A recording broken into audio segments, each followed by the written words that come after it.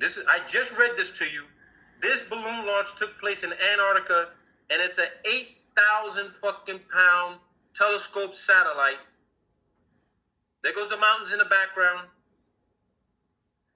Here's a visual description of what I just read in that document.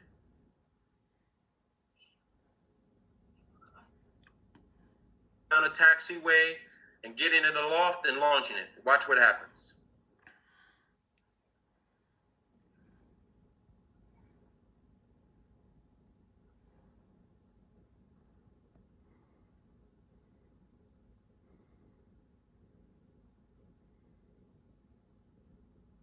If you like apples, how you like them fucking apples? That's 8,000 fucking pounds, people. 1,000 pounds. That dome on the top is actually where all of the radio equipment is installed so that a C-130 can communicate with it. It sends off a signal so that when these aircraft are in the air, they can detect the signal while it's up at 85,000 feet, 100,000 feet. Today's balloons get to about 130, 150, 180,000 feet, okay? And at nighttime, when the helium air is cooled down, the balloon drops in altitude about 10,000 feet, maybe 5,000 feet. And then when the sun shines back up on it again, that hot helium air expands and the balloon raises in altitude again. So you have this oscillation of losing altitude, gaining altitude, losing altitude, gaining altitude. Now, for anybody that hasn't paid close attention to what the ISS is doing, the ISS is doing the same fucking thing that balloons do. And I'm going to prove that to you as well, that the ISS, if it exists, which now I'm of the conclusion that it does exist, that means that the ISS is up in the sky. It's not at 245 miles. It's within, say, 150, maybe 250,000 feet. And it's oscillating just like these fucking balloons. Okay? And to prove to you where that site location is, this is Google Earth Pro. This is December 15th of 2009. Okay? This is Antarctica. Antarctica people. On the other side of Antarctica,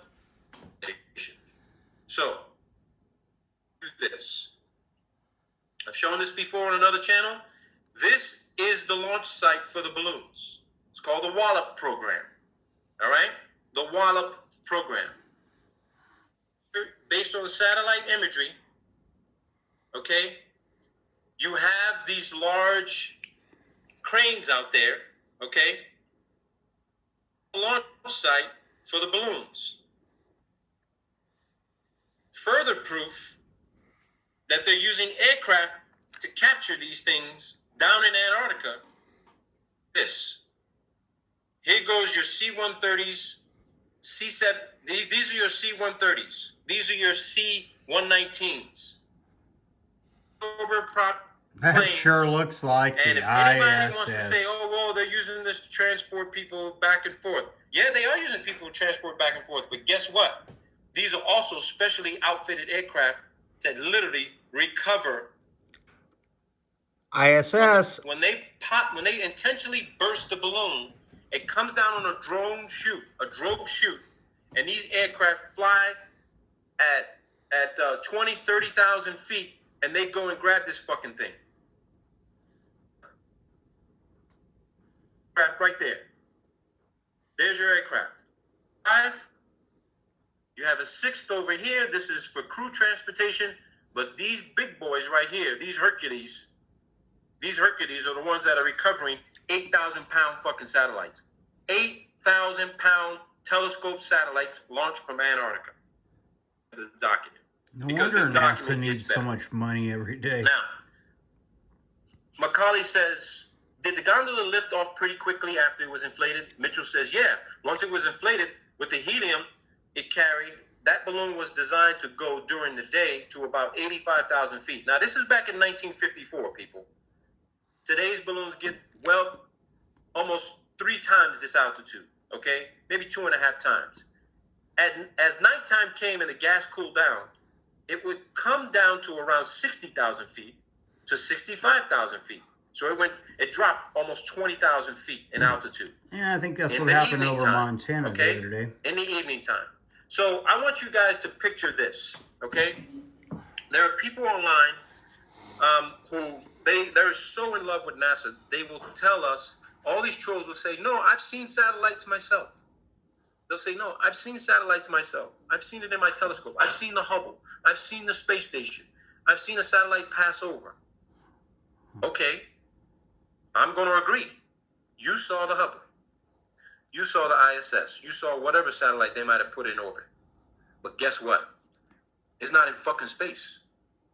Because space is classified and defined at 262,000 feet, and the international line is 328,000 feet. So there ain't no fucking way you're looking at anything at fucking 200,000 feet. You're looking at the Hubble and the ISS floating around in the fucking thermosphere, moving at high speeds, because the hot air up there moves at high speeds, very high speeds. How fast those speeds are, who knows? But we know this for a fact. The higher you go, the faster you have to go, right? The higher you go, the faster you have to go if you're using an aerodynamic vehicle, okay? That airplane has to be aerodynamically structured and sound and built so that it matches what NASA calls the linear aircraft model, right? You got to be flying at high speeds, beyond the speed of sound. But with the situation with balloons, this guy actually describes how some balloons got caught up in the jet stream back in 1954, and they lost fucking track of them. They just flew away to another country.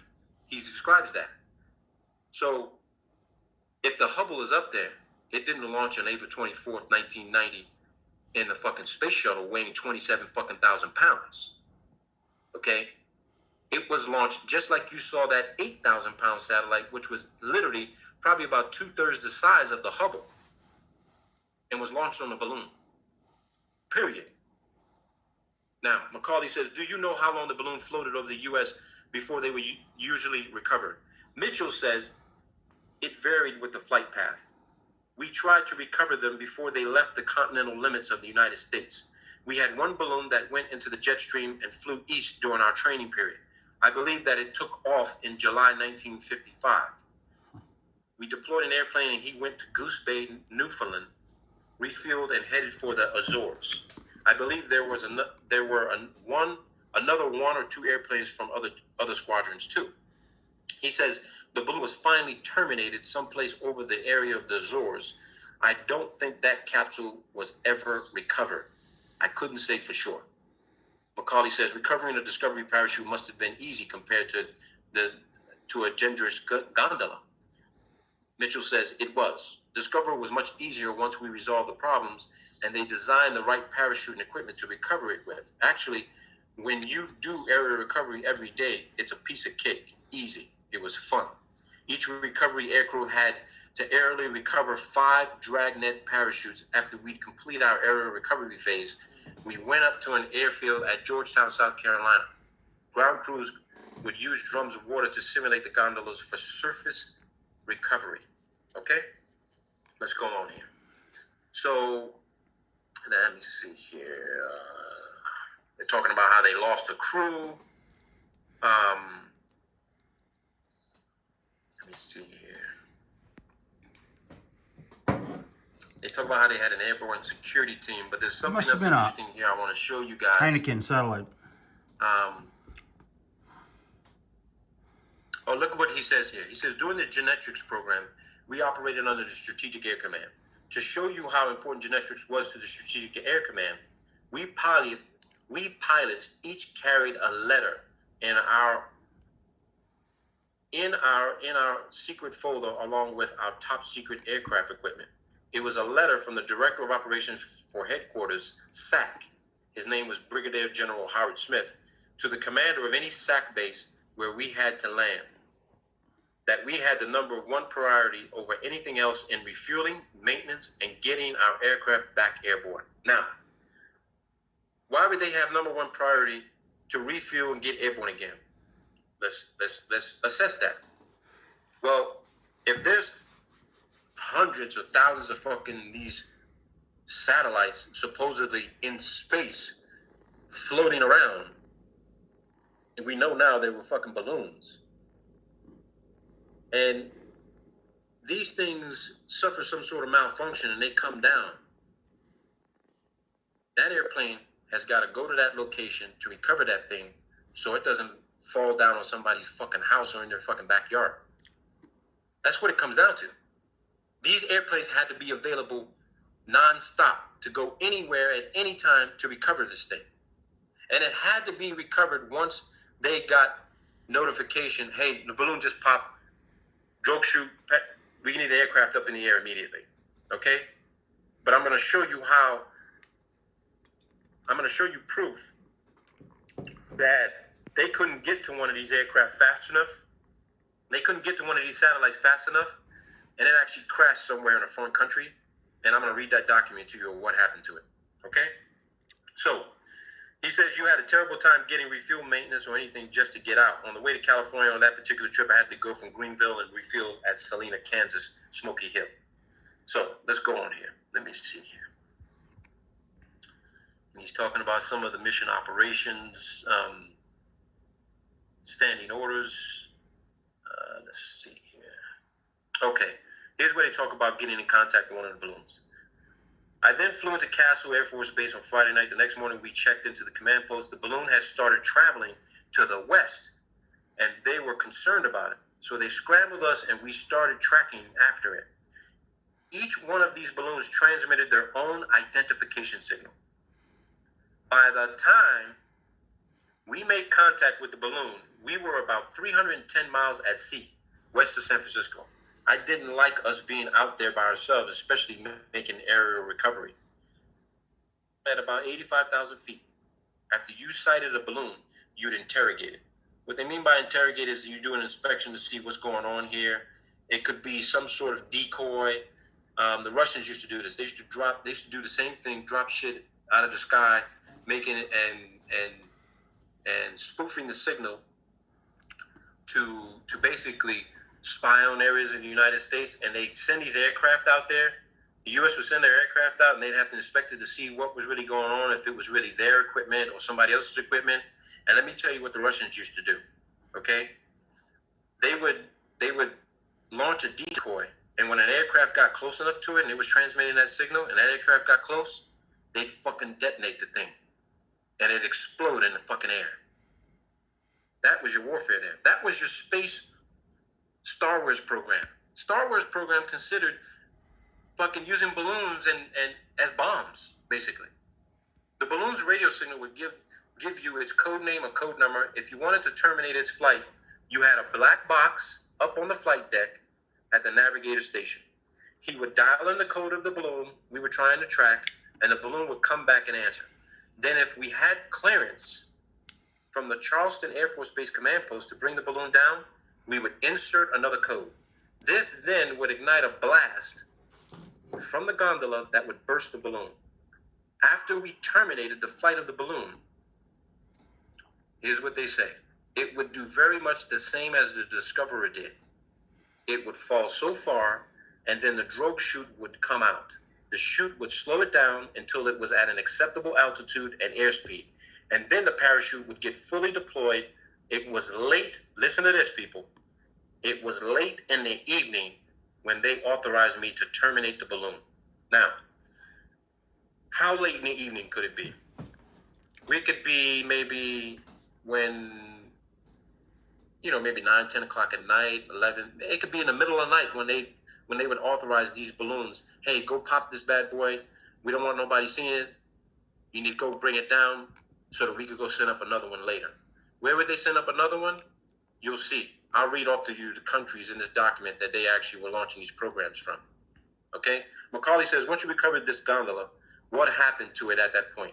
Mitchell says, we made the recovery on it, brought it back in. We were very low on fuel. I told them I was going to Castle Air Force Base to refuel. Then they deployed us to Offutt Air Force Base, Nebraska, where we delivered the capsule there. If my channel disappears, this is why. Macaulay says, after you landed at Offutt Air Force Base to drop the gondola off, how did they unload it and take it away? Mitchell says they sent people out and it was offloaded. Where they took it to and what they did with it afterwards, we didn't know. That was not our mission. Dragnet was a top secret operation, gondola and all. The only thing that we were concerned with were the people who were not connected with the program, that they had no opportunity to see the gondola, so we carried sidearms. You hear that? They didn't want people to see this thing. So they were always strapped, ready to go, that if someone were to see one of these things, they had to deal with that person. You're not supposed to see these fucking satellites launched on fucking balloons. You're not supposed to see them land. You're not supposed to see them being offloaded. Now, this was back in 1954. You bet your ass the same thing is happening today. They don't want nobody seeing the Hubble come down on a fucking parachute. They don't want to see it. They don't want to see parts of the space station, which is in modules, detach, come down on a fucking drogue parachute, get captured by one of these C-119s or C-130s, taken down to Antarctica at the Concordia station. And just to remind people and to redress this, Concordia station, NASA classifies it as a hypoxic environment. Okay? They said the conditions at Concordia are more severe than being on the ISS. It's extremely fucking cold down there. So when astronauts actually are sent down there for cold weather training in the most extreme environment on Earth. They said it's more extreme than being at altitude. And it dawned on me now, when I got that document a couple of months ago, I started to put two and two together. How could there be a place on the surface of the flat plane Earth? How could there be a place at about 8,000 feet above sea level be more extreme than being at 245 fucking miles above the surface of the Earth, supposedly in microgravity? And I thought to myself, wait a minute. The ISS is definitely fucking not at 245 miles. Because if I can go to Concordia Station in Antarctica and literally be in worse conditions than being on ISS, then ISS conclusively has to be around 150, 160,000 feet on a fucking balloon. Let's keep going on. So this guy goes on and he says that, and this is what's interesting about this. He says he had an instrument problem on the airplane at Offutt Air Force Base, and the people came out to refuel the plane. I filed to come back to Charleston as soon as they offloaded the gondola. This was on a Sunday morning, and I'd gotten in there late Saturday night. The base operations officer said he was going to come aboard. He wanted to check Form 21A, which is my maintenance form. I lost an inverter, and I had a bad generator, but I didn't want to fool around and stay at Offutt Air Force Base on a weekend trying to get it repaired. So, while this guy's at this base, this captain, okay, some lieutenant colonel, he says he was a lieutenant colonel, and he tried to come on board our airplane. And here's what happened. The captain, Mitchell, says, I said, I'm sorry, you're not allowed on board. This lieutenant colonel stepped up the ladder and started explaining that he was a silverleaf, a lieutenant colonel, and I was wearing tracks, a captain. About that time, he heard the rifle bolt of a carbine slide home, load its ammunition. My crew chief was standing there with his carbine down in his hip. Killing a lieutenant colonel over So the lieutenant colonel decided not to come on board. That's he decided hardcore. Prudence was better part of valor. So you see that? This guy's a captain. He tells a lieutenant colonel, sir, I'm sorry, you can't come on board. I'll come down to show you my Form 21A, but you can't come on board. This lieutenant colonel says, excuse me, but I'm a lieutenant colonel, and you're a captain. I can come on board. And one of this guy's crew chief says, I don't think so. he chambered around. Lieutenant Colonel said that. And he was like, okay, no harm, no foul. Let me know when you come down and show me the form. I mean, come on, people. You're talking about an Air Force pilot, top secret security clearance, maybe higher, and they got authorization to kill one of their own people. That's hardcore. If security is breached, this guy's not even supposed to know what the hell is inside that aircraft. They were ready to shoot him. That's what you got to deal with. So, and Macaulay says, did the Genetrix gondola drop a capsule like the Discoverer did? Mitchell says, no, the gondola hung below the four 27-foot, 24-foot chutes. When you shoot the balloon down, all these parachutes packed on the top of the gondola deployed. The gondola would start then falling to the earth. He says, so you recovered the entire gondola. He says, you caught the whole thing. You caught everything except the balloon, and it was quite a load. Error of recovery really was kind of a hairy operation because you're flying at such low speeds. We were especially low on fuel that night. We had to fly at about 115 to 120 knots just to keep our airspeed up. And with the beaver tail door open and the recovery poles and cables hanging out of the back of the end of the airplane, it took quite a bit of power using quite a bit of fuel. So again, these guys are recovering things that are thousands of pounds, half a ton or more. They have to fly at low speeds just to capture the damn thing and make sure they don't rip the tether apart and lose the damn satellite.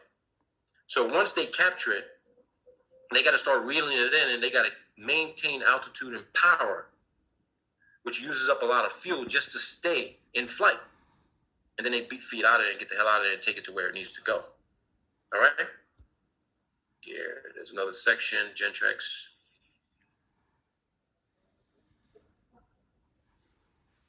I want to take you to the part where they talk about U2, the U2 program. Because this also is proof to support what I've been saying about the U2 program being the replacement for the U.S. satellite program. Okay? The U.S. satellite program. Let me see here. Okay. So here's some descriptions of where they actually have these aircraft launching these balloons. He says, once our Genetrix training was completed and the airplanes were put in top maintenance condition, we deployed to our pre-designated bases in November of 1955. We had 3 squadrons in the 456 TCW, and they split each squadron right down the middle into 6 detachments. Our squadron, we were the 746 Troop Carrier Squadron, and our detachment was deployed to Kodiak, Alaska. The 745th Squadron went to Adak, Naval Air Station, Alaska, and the other detachment was sent to Japan at Johnson, Misawa, Itazuku. Another squadron was sent to Kadena, Okinawa. Our headquarters was at Johnson Air Force Base. They had these everywhere, people. They had them in Germany. They had them in Sweden. All right. They even had some in Russia. Denmark. Russia. So let me see here. I'm going to take you to the part where they talk about the U2 program, how U2 actually replaced them. Let me see here. Okay, here we go. They said that night the winds got up to, this is when they were in Alaska, he says the winds got up to 100 miles an hour. It sandblasted the airplane, absolutely sandblasted the paint off of it. About the 1st of April, the U2 started flying, so our missions were over about the 1st of April, 1956. Okay?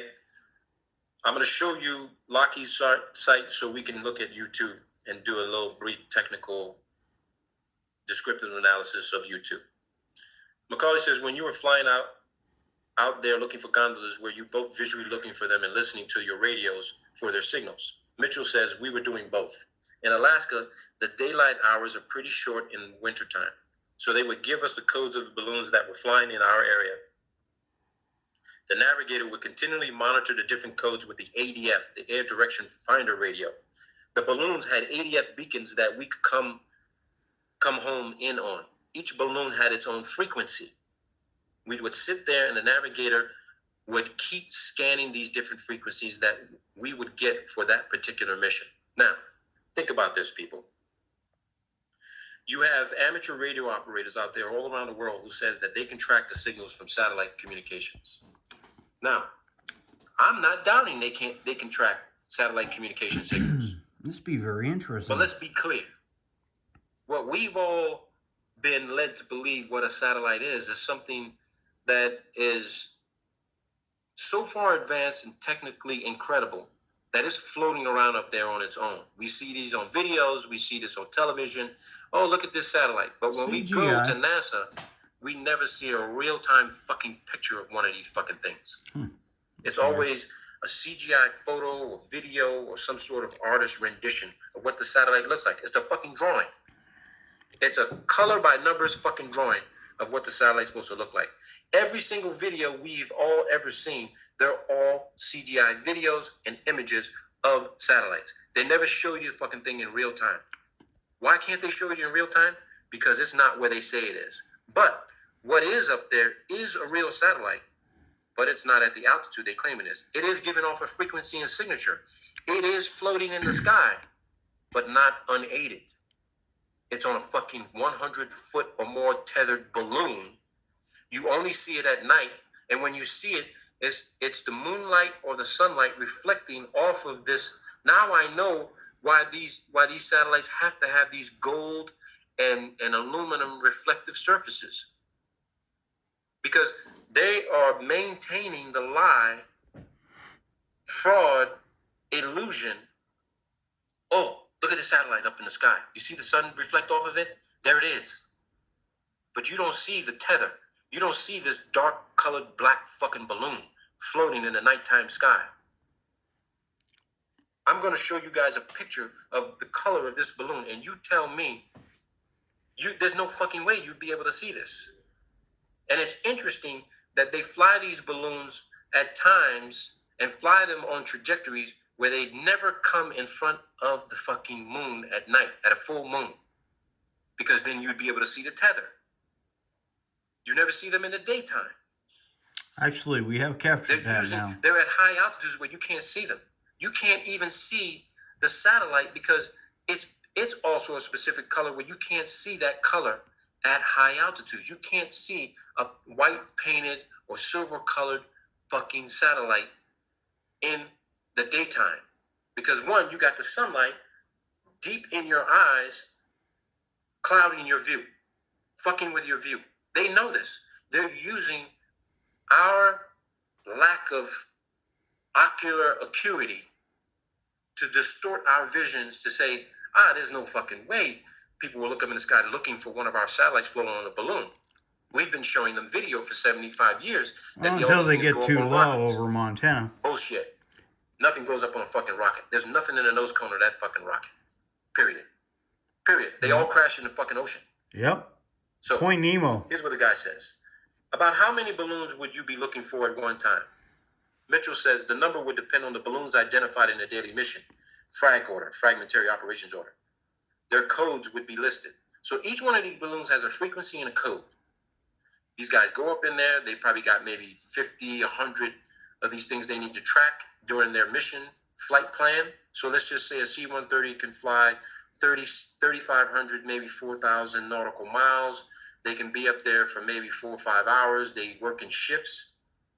Okay, so within that 4 or 5 hour period, they're tracking things that are up there. They're sending signals back and forth. They may be also downloading data and imagery. Okay, they may also be downloading data and imagery from these satellites on balloons, and they're and the planes are actually Skype 6 years ago transmitting that data to ground stations on the ground, so then that data can be processed. Okay, that's how it's happening, people. That's the satellite program. That's why every military is always conducting flight operations and flight training. They're not training operations. They're training operations disguised as real fucking satellite recovery, data transmission, and data recovery missions. That's what they are. When there's military aircraft in the fucking air 24 hours a day, 7 days a week, all over the world. Period. Here's what this guy's saying. As I say, on occasion, we heard them, but we couldn't spot them. It was our thinking that, and the reason why they couldn't spot them because Look where these aircraft are flying. Their max altitude for C-130 is maybe about 45,000 feet. Maybe some can go to 50,000 feet. When they do their air refueling, they're at high altitude. So these balloons are actually floating almost maybe 50, 60, 70,000 feet above where they can see. So of course they can't see it. They would need to wait for it to start dropping down to anywhere between 15 to 30,000 feet. Then they can spot the fucking thing because they'll see the drone chutes deployed. This guy's saying, I think it was 10,000 feet the beacons would continue to function. We thought that they went down and were in the snow in the Brooks Range or some of the other mountains up in Alaska. He says, did your unit tell you the purpose or the mission of the Genetrix while you were doing this? He says, yeah, we knew. The balloons were launched from Norway. Look at this, people. The balloons were launched from Norway, Denmark, West Germany, and I think some from Turkey. Denmark, I'm part of this shit. In the winter, February of 1956, there was an article in Time magazine about the Russians complaining about our overflight of the Soviet Union with these balloons. Holy shit, people. I mean, really. The Russians were complaining about the U.S. flying over the Soviet Union with balloons. If you go back to fucking CIA declassified reports, the CIA unequivocally says that they were fucking conducting satellite fucking imagery of Russian fucking troop movements, missile launches, facility development. And here it is. We find out from Mr. Air Force Lieutenant Colonel Mitchell, the Russians were complaining about overflights of the Soviet Union with balloons. They had any number of gondolas stacked in the Sperodonska Palace driveway of Foreign Ministry. Molotov. It was just unbelievable. He had many of them. What they're describing here is this. The Soviets ended up capturing a shitload of these fucking balloons the U.S. was sending up in the air. And they would literally send their aircraft up to capture them and bring them down. Now, you got to think about this, people. This is fucking incredible. This is absolutely mind-blowing. You're trying to tell me that we've been spending trillions of fucking dollars for over 60 years for a fucking satellite program they claim is going up on a rocket, and it's just a fucking balloon you can buy from a fucking hobby shop? Remember, this is what's happening now? Oh my God. This is incredible. An interesting fact, the airplane I flew during the Corona program had many recoveries of balloons than any airplane in the 456 wing. It was flown by Captain Slaughter Mims. And I think Slaughter recovered 3 balloons near Japan. He got more than anyone else. Slaughter had a lot of success. And he's describing the same aircraft that this guy flew. Okay? And they're talking about how perfect the airplane was. Let me see here. Where else? They said some interesting stuff here. Talking about the Loadmasters. Okay, here you go. This guy, Macaulay, says, how successful was the Genetrix program? Mitchell says, none of the pilots associated with the project was ever permitted to see any of the Genetrix film that was recovered. The film was stored in the vaults at Air University at Maxwell Air Force Base, the last I heard. I was at Air University Film Library in 1957, and I asked if I could see the film, but they wouldn't let me because I didn't have need to know about it. Outwardly, I understood that it was a fair success. We knew more about the Russians than we would have without Genetrix. It wasn't good enough to continue with in conjunction with the U-2. It was like the U-2 wasn't as good as Discoverer. I have a document and a study on Genetrix done by a gentleman up in Minnesota. It gives the number that was recovered. A lot of the gondolas went into the water and were never recovered. They had a saltwater plug in them that dissolved when the plug came in contact with the water and eventually sank the gondola. That's what they say. That's what they say. Very interesting, huh? Now, get this. Macaulay says, did the public ever see the Genetrix gondolas and think they were UFOs? Mitchell says, I never heard of any reports of that nature, if there were any. There could have been. I don't know. You know, it's been so long since that operation, I don't recall any newspapers that might have said that they were UFOs. I know you could see the balloon. Listen what he says. He says, I know you could see the balloon very easily from the ground. It looked, here you go, people, smoking gun. It looked about like a silver dollar during the daytime because you couldn't see anything attached to it. You see this for yourself, people. He said you could see it from the ground, and it looked like a silver dollar during the daytime because you couldn't see anything attached to it. So, for all those naysayers out there that claim they've seen the Hubble, they've seen the ISS, they've seen other satellites and shit floating around in the sky, think about this. That reflection that you see with the sun reflecting off of the aluminum surface, or whatever type of aluminum, whatever type of shiny reflective material they're using for these satellites, you're not seeing the 100-foot or more tether attached to a goddamn fucking balloon the size of a football field up in the thermosphere, potentially, carried by the jet stream, flying around a specific territory that it's tasked to fly around in. They said it plain as day. There it is right there. It looked about like a silver dollar during the daytime because you couldn't see anything attached to it. Macaulay says, at that time, did you normally call the program Dragnet or Genetrix? Don't be like Biden. Mitchell says, we called it Dragnet. Genetrix was a classified code name for the program like Corona and Discoverer. Corona. Dr. Alvin H. Howell was the brains behind the balloon program. There you go. So this document goes on and on and on. He talks about a whole bunch of other shit after that. But what I want to show you is this. Here is, let me bring this to you. They lost one of these, okay? They lost one of the Corona satellites on a balloon, okay? This is a letter written to the Deputy Director for Science and Technology at the National Reconnaissance Office, okay?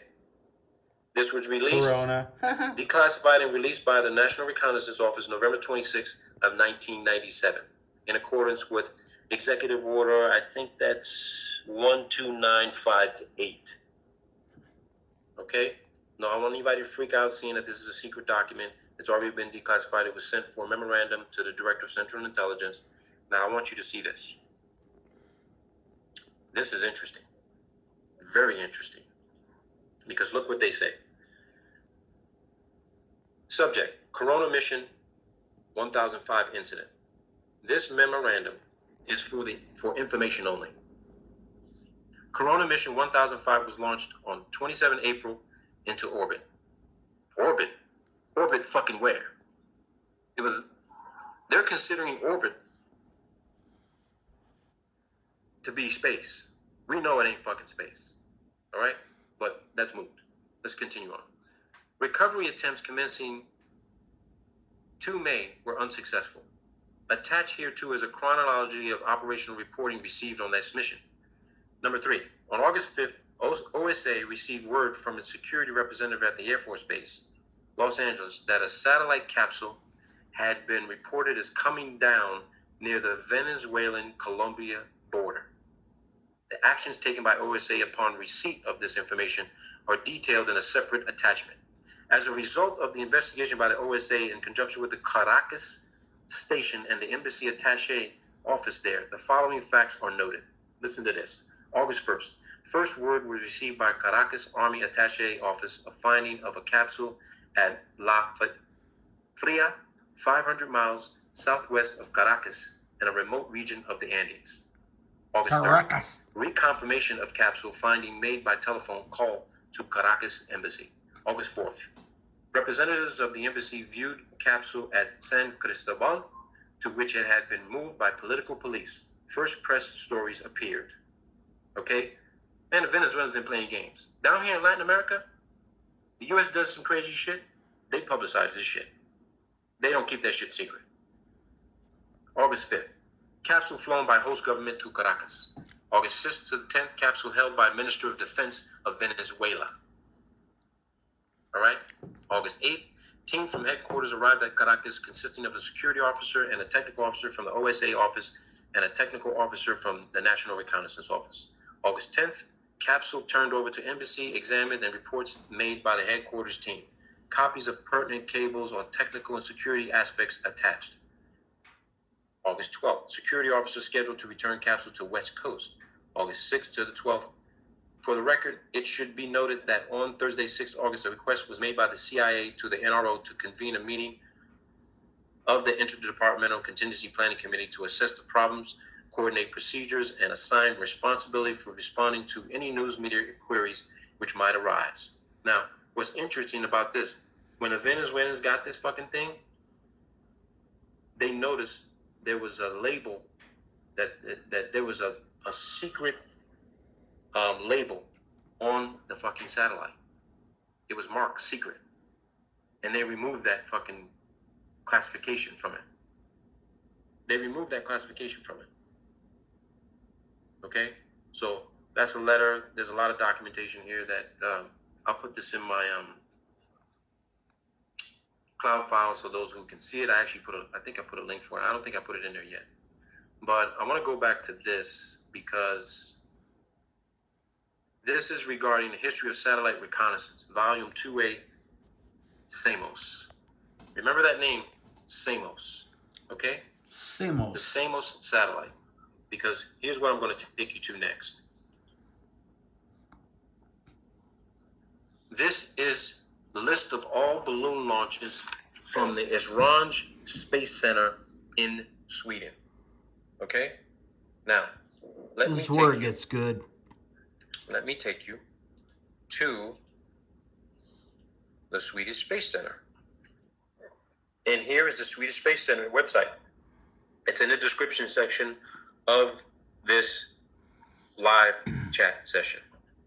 This is the Swedish Space Center. And as you can see, they have balloons and rockets, payloads. This is their website. This is their website. Swedish. The Swedes. I was born there. It's the Swedes. Here's their space center. They do balloon launches. Be a citizen, but I'm not. The document I downloaded from their website. Now, Stop the phone, guys. Sorry. The document I downloaded from their website. Now, this is a list of balloon launches from the Esrange Space Center starting December 9th of 1982. Remember that term? SAMOS? Okay. Here we go. History of satellite reconnaissance, right? This was declassified May 7th of 2012. All right. These flights took place somewhere between 63, 65, 72. But again, I don't get too focused on the date and time frames. I just want you to see how long these programs have been in existence. Okay? I want you to see how long these programs have been in existence. You can read these documents for yourselves. We don't need to keep going through all this stuff together. I put a lot of this shit out for you people so that you can see this. You see they talk about weather satellite program, mapping satellite program, realignment controversy, new directions in satellite reconnaissance. Okay? But let me take you to this document, which is very important, from the Swedes. This is not U.S. orient. I got this from a foreign country. Okay? So you look at some of the launches. Urty-gurty. These are balloon launches, people. These ain't fucking rockets. It says it. List of balloon launches. So I want to go down this list and I want you guys to see something very, very fucking interesting. It may shock a shitload of you. It should shock fucking all of you. It didn't shock me because I've been known about this program for a long time. Okay? And I want you to see something important. There's going to be some things here that you may see that are going to catch your eye. All right? Because I want you to look. You see the campaign, you look at the payload. All right? You got campaigns and payloads. And we're not going to go through all these codes, but you're going to see something that's going to catch your attention. All right? We're going to keep going through this. All right? Keep going through it. You're going to see something that's going to catch your fucking attention, that's going to blow your mind. I want this right here. I know this. This is a satellite. I'm going to take you to this too.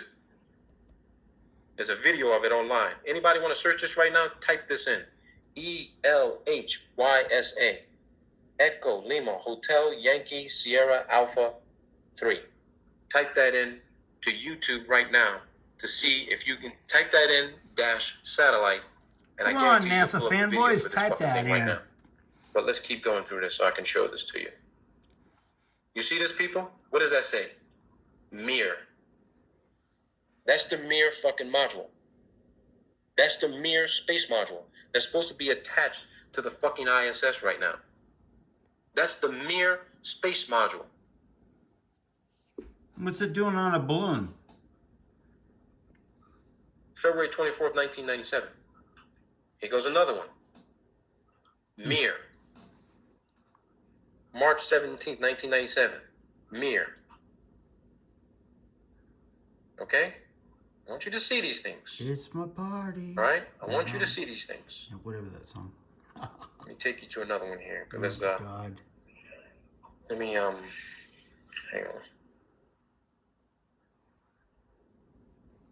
Let me see. Here we go. If I get Two disappear more. for Mir. posting this, you guys know why.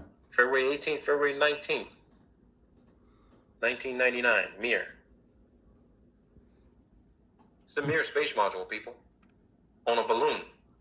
The Mir space module on a fucking balloon. The ISS does not exist complete the way they show it on television.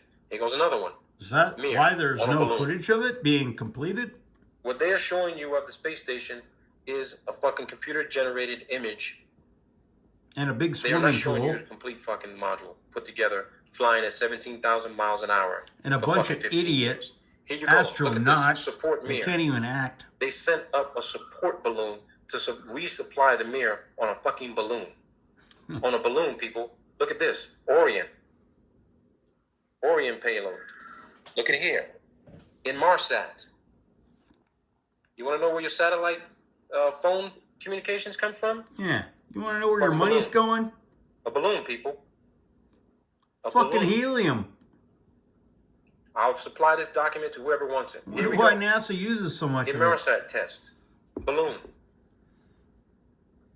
If you were to take time to search every single one of these flights to match it up with a particular rocket launch that they claim this fucking thing was on, I guarantee you, you will be able to compare it with this Swedish Isran Space Center balloon flight list. Balloon flight list. Balloons, people. That's your program. It's always been your program. Look at this. Mir short duration. Mir VLD. Mir, you got two VLD. Look at here. More Mir. This is in 2002, people. 2002. For those in Europe, you ever heard of Enviasat? Look at Enviasat. Enviasat.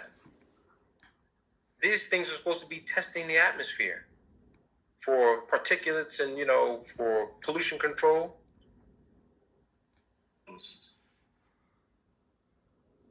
Balloons, people. You can't come to any other conclusion. You don't have any other information to prove you were at the launch pad and you saw them put this fucking thing inside the nose cone of a rocket. You didn't see it. I don't give a fuck who you work for. And then it went off to Point Nemo. You can work for NASA, you can work for the fucking Germans, you can work for the Russians. You did not see what you thought you saw going into a fucking nose cone of a capsule and with an unedited fucking video stream and put on a launch pad and launched into the fucking sky on a rocket. On a fucking missile, a bomb. You didn't see that. Because it didn't fucking happen. Look at NASA. Why is NASA using the Swedish to launch a fucking balloon for them? Think about that. Gertie, They're everywhere, people. Just like the Muppets. They got relationships with all these fucking space agencies. They're carrying out the deception, the fraud, the hoax, the scam, the bullshit. It's all here. It's all here, people. I keep saying it's not what you know, it's what you can prove. You can talk about it all day long. You can claim this is your theory, this is your hypothesis. You ain't got no documentation to fucking back it up. You just want to show some bullshit video and you're not a videographer and you don't know how to do video analysis. You got to get the documentation. And here's the documentation right here. NASA, 2011, LED, ESO, high wind. Just check these out. Because I've checked out all of this shit. NASA, 2003, 2013. Sunrise 2. Look at that. Balloon. Balloon, people. That's a complete list. It goes all the way to 2014. 2014, people. 2014. There you have it. There you have it, people. I don't know what else to tell you. I really don't know what else to tell you. I agree. Here goes another fucking balloon launch. Check this out. Just check this shit out. And they shit ass to land in my backyard. Check this shit out. Or fly over. Another satellite being launched from Antarctica. Check this out. I love when the big channel, You're gonna love this one. Bill O'Reilly and all those guys, and Tucker Carlson, and that's Antarctica. they're like, people. oh, they don't know booze, they don't know nothing about this shit. It's so stupid. Launch pad, the bulldozer is smoothing out like the ice and snow. Shit for them. Look at this. Just wait and see. Watch this.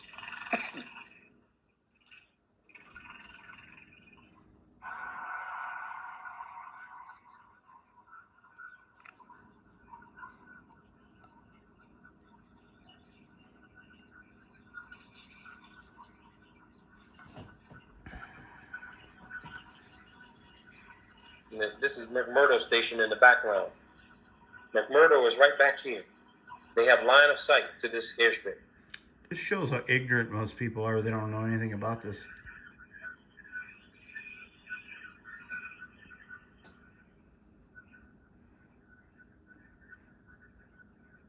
Known about Just this look for at this. years. This is your $1 trillion fucking satellite program. Exactamundo. A goddamn fucking balloon. A balloon, people. Sad, ain't it?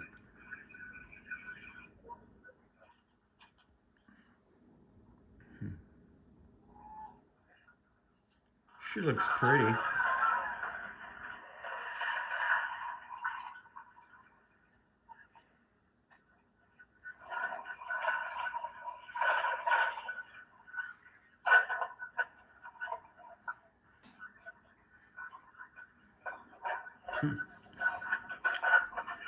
I guess you can call this a reality check-in video. Or I'm gonna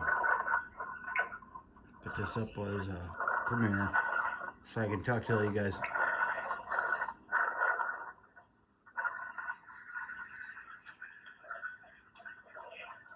There goes fucking $20-30 million on a balloon. It's not inside a fucking rocket nose cone. There you go. Woohoo! Woohoo! Yay!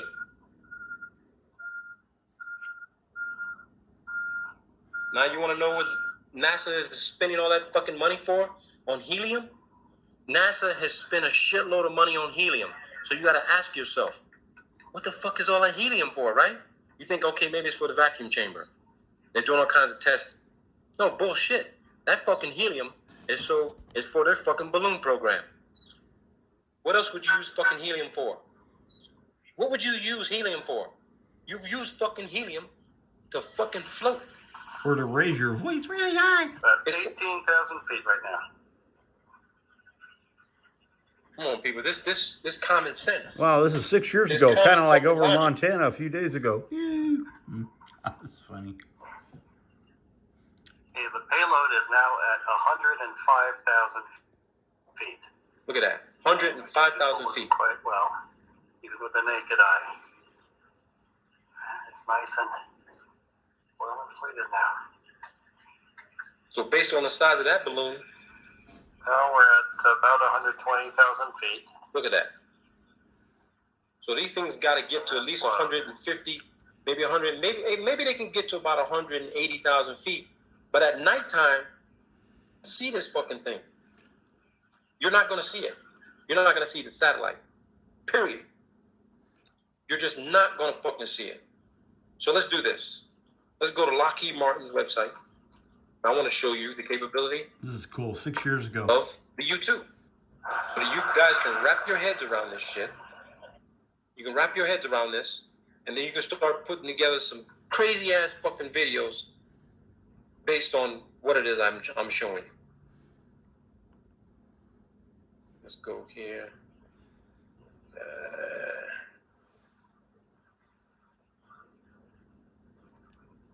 And Glenn Beck was saying that a balloon can't go over 60 Aircraft. to 70,000 feet the other day. So let's go to I'm aircraft. an idiot. Lockheed Martin's been doing this shit for a long time in NASA, man. Long time. Long time, people. Man, it's hard to hold Very phone fucking this long long. time.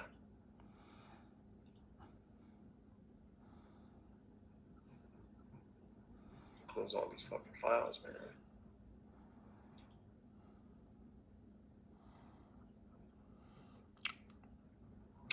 Come on, man. Okay. So we're gonna go to aircraft. So let's go to the U2 Dragon Lady. Now I know I said some things before that there's a possibility they were projecting holographic images to make you think that you were seeing the ISS up there. Like I said, my thinking, my analysis is dynamic. As I start finding more and more information, I change that shit. But I found out today that this new piece of technology they put on the back of the U2, that's for fucking satellite transmission and communications. This is your fucking satellite dish. These things are flying up in the air, acting as satellites. Okay? Acting as satellites, people. And let me see if I can go to the product card. Well, I guess it could be. YouTube product card. Let's see. Let's go to that.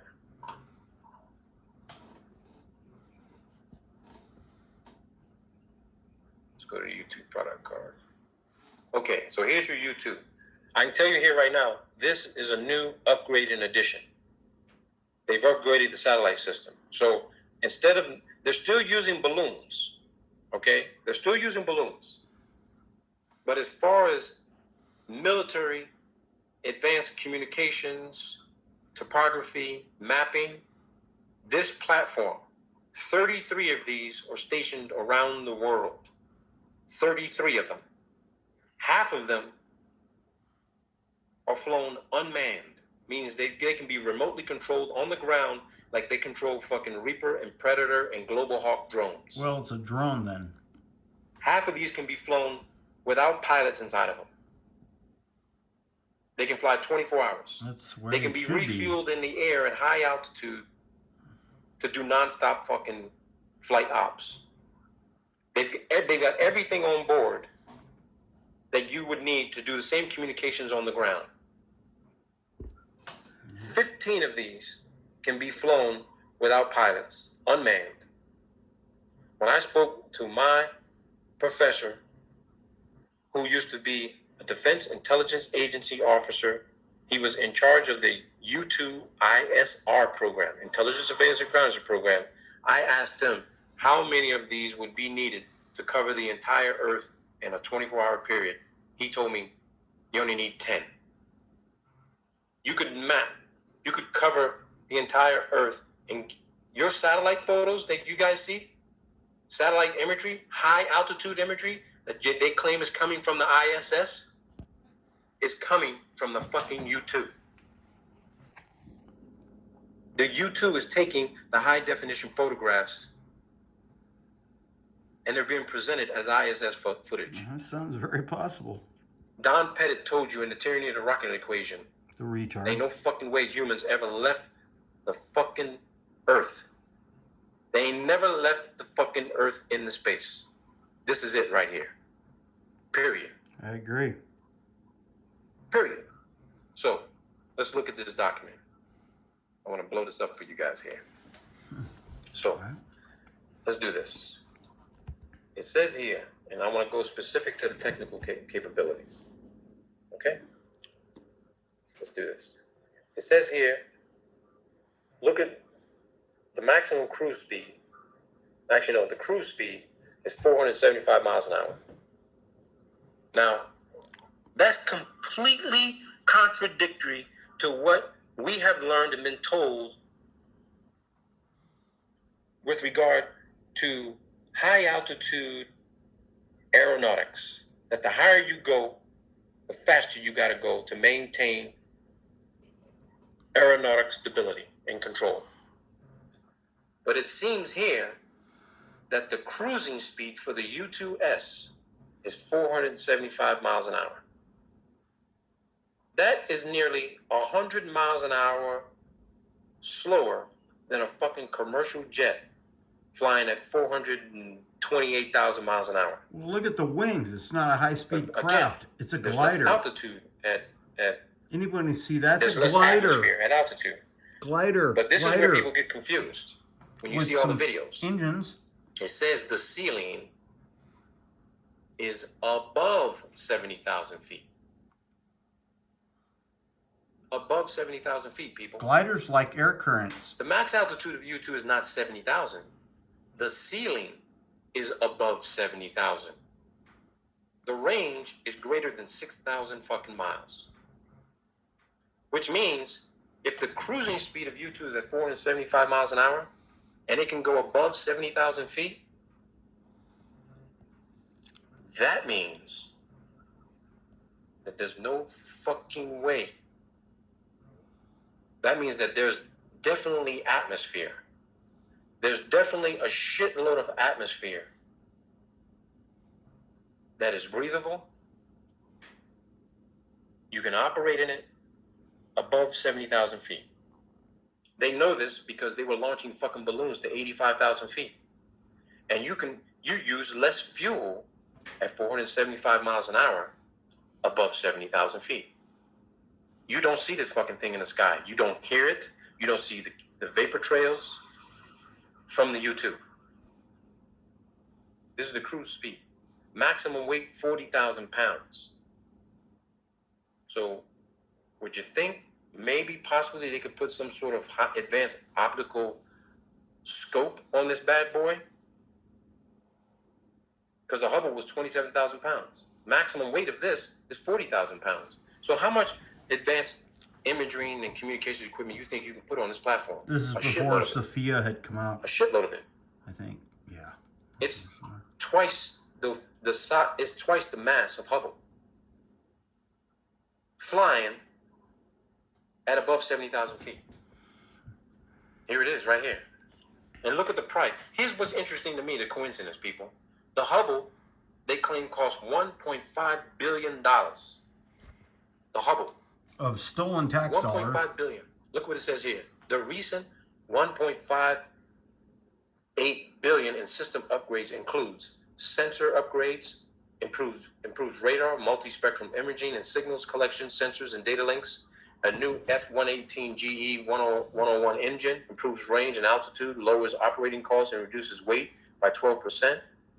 Glass cockpit, new defensive suite, improves survivability against the latest generation of missile and fighter threats. $1.58 billion. The Hubble, $1.58 billion. Sophia, $1.5 billion. What the fuck?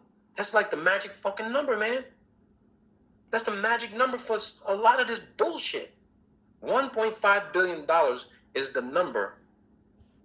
Now call it a toilet seat. Using. It's probably costing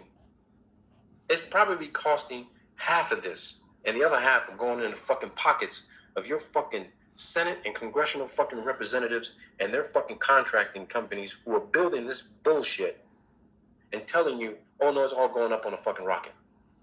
It says here, reconnaissance and surveillance from the stratosphere. The stratosphere. Everything we know of, communications, imagery, you name it. Everything stays within the stratosphere, which means we can't get fucking beyond the goddamn fucking thermosphere. We can't get there. We can't get there. This is our limitation. We can't go beyond this technological capability because we just can't get out there. We can't get there, people. When they say the U2 flies at the edge of space, I'm sorry to tell you, 70,000, 85,000 feet is not the edge of fucking space. Yeah. The edge means you're maybe It's within as high 5 as to it can 10,000 go. fucking feet of the Kármán line, which is 328,000 motherfucking feet. How the hell could you be up in the YouTube, be on the edge of space? The edge of what space? You mean the next space? There which is no space. From the stratosphere is the mesosphere and then the thermosphere? Oh, Disneyland. Because maybe they're on the edge of the mesosphere. Or the thermos, they ain't close to the thermosphere because it's too goddamn hot up there. Yeah, fucker, it'd melt. It's in excess of 500 degrees Fahrenheit. You honestly think that this aircraft would be able to fucking withstand those heat temperatures? Look at the SR-71. They tried to take it up there, and look what happened to it. It was made of You had fuel titanium. lines fucking melting because of the heat, the high heat, and the speed. I do believe we have to fly faster the higher you go, but we can't do it. It's that simple. It's that simple. To me, it's that simple. It really is, people. All right, guys. To me, it's that fucking I'm gonna end this, simple. and That's the presentation, go. people. Good night. Y'all have a good one. That's the